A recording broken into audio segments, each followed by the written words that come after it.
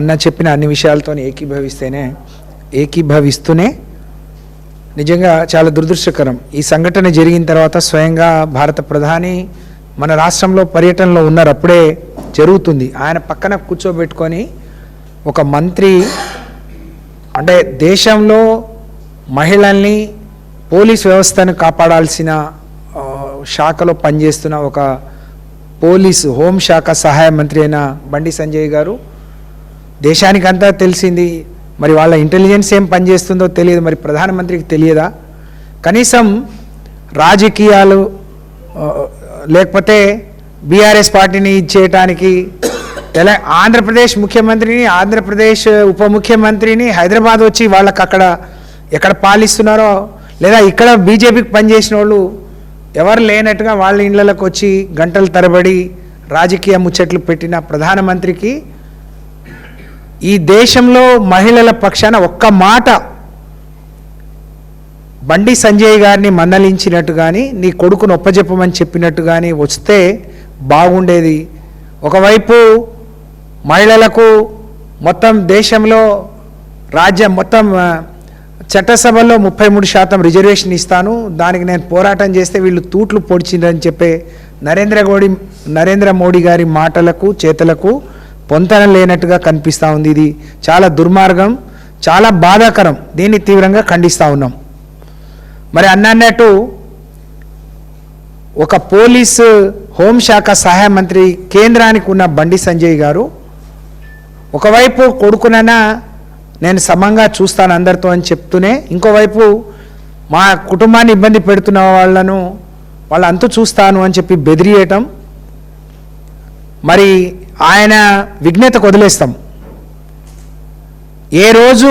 ఆ రోజు రాష్ట్ర అధ్యక్షుడిగా కానీ ఈరోజు హోంశాఖ సహాయ మంత్రికి కానీ నువ్వు ఆ స్థాయికి తగినట్టు ఒక హుందాగా ప్రవర్తించావా బండి సంజయ్ గారు?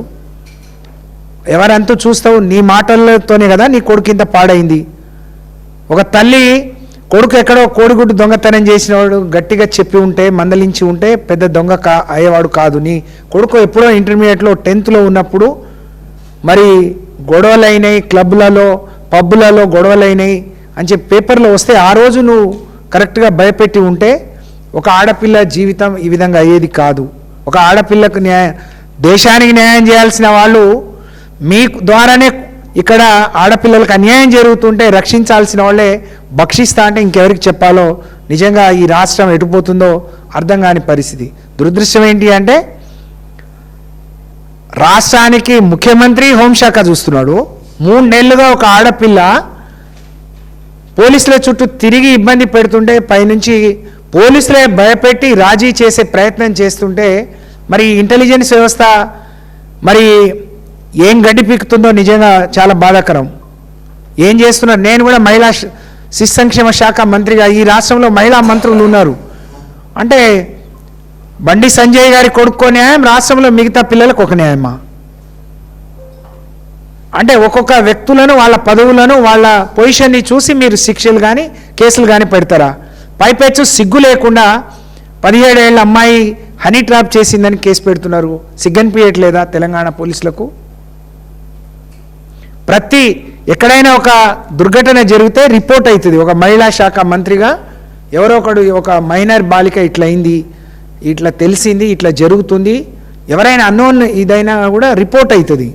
కానీ ఈ మహిళా శాఖ మంత్రులు మరి మహిళా మంత్రులు ఏం చేస్తున్నారో, ఇంతకంటే గొప్ప పని ఏం చేస్తున్నారో, మరి నిజంగా వాళ్ళు ఎంత కళ్ళు మూసుకొని ఉన్నారో దీన్ని బట్టి ఈ రాష్ట్రంలో మహిళల భద్రత రక్షణ ఏ స్థాయిలో ఉందో మొన్ననే సుమతి గారు నిరూపించారు.